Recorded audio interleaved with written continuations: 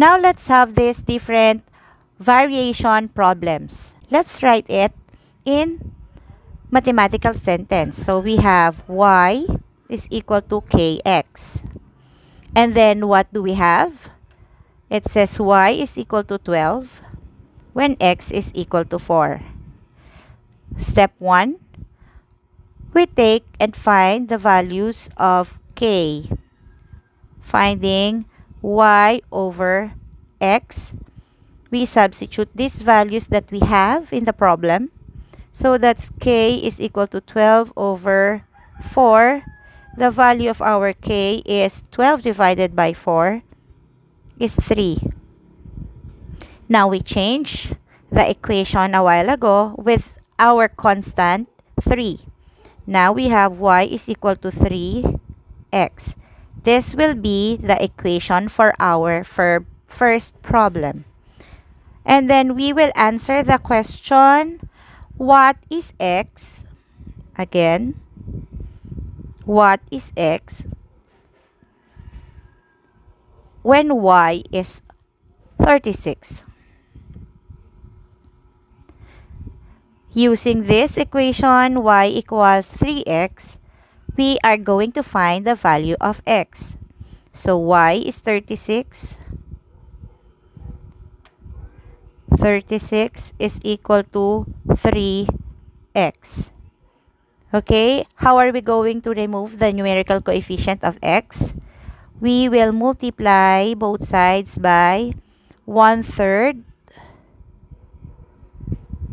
so that 1/3 times 3 is equal to 3 over 3 or 1. So 1 times x is equal to x, and then what is the 1/3 of 36?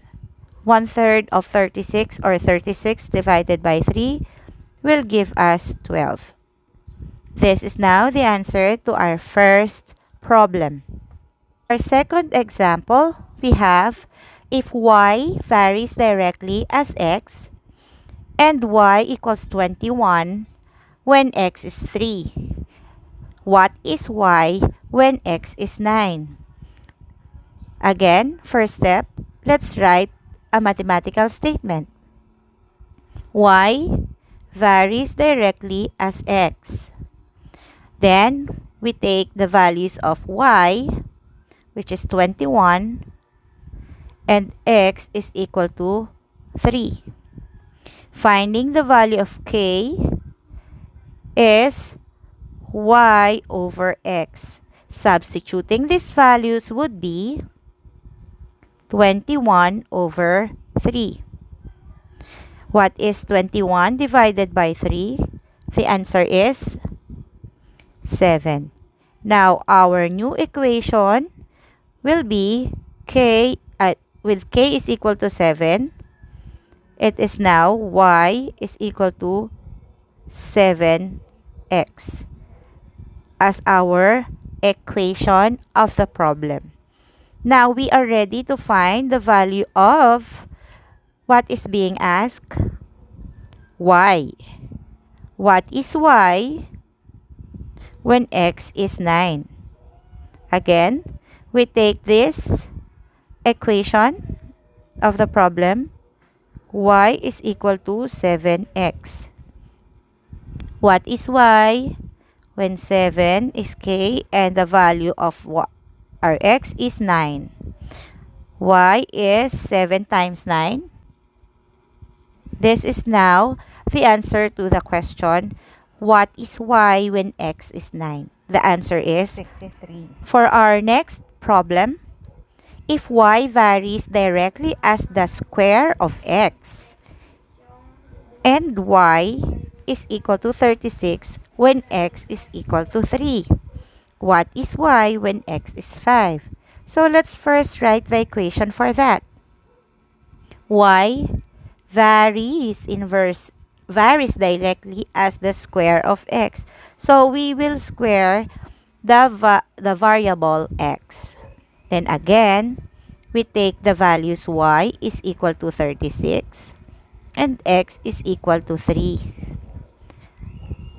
Then we will find k by solving. K is equal to y over x squared. Okay? So your y is 36 over 3 squared. So what is 36 over 3 squared? 36 over 9. And what is 36 divided by 9? So the k is 4. So the constant of variation in this problem is 4. So let's substitute the equation. Y is equal to 4x squared. This is the equation of the given problem. Then we find what is asked, which is what is y when x is 5. So let's substitute. Y is equal to 4x squared. Y is equal to 4 times 5 squared. What is 5 squared? So that would be 25. 5 times 5. So this time we multiply 4 and 25. That is 100. Therefore, as we see, if x is 3, if x is 3, the answer is, the y is 36. On the other hand, if x is 5, y is 100. For our last word problem, the money raised in a charity fundraiser for Typhoon Ulysses victims is directly proportional to the number of attendees. The amount of money raised for 3 attendees was 120 pesos. How much money will be raised for 50 attendees? First, we need to write the mathematical sentence. Money raised is, we will substitute the variable y for the money raised in the fundraiser, and then x for the number of attendees. So we will write it as y is equal to kx. After identifying these variables in the given situation, we take the values for x. Here in the first statement, we have the number of attendees, 3. The money raised at the fundraiser is 120.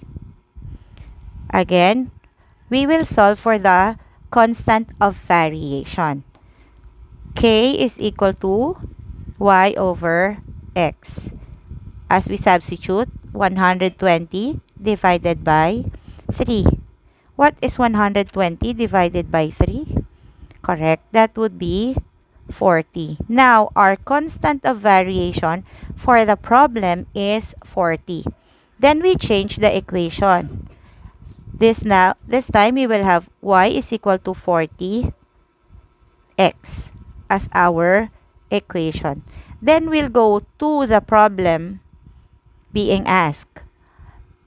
How much money will be raised for 50 attendees? So we are looking for the money raised. So we're looking for y when x is 50. Using the equation, substitute, y is equal to 40 times 50. Y now is equal to 2,000 pesos. Okay? And then finally, after solving, we need to write our final answer with the correct unit of measurement. So, it says 2,000 pesos for money raised for the fundraiser. That's how we use and solve direct variation problems. Thank you.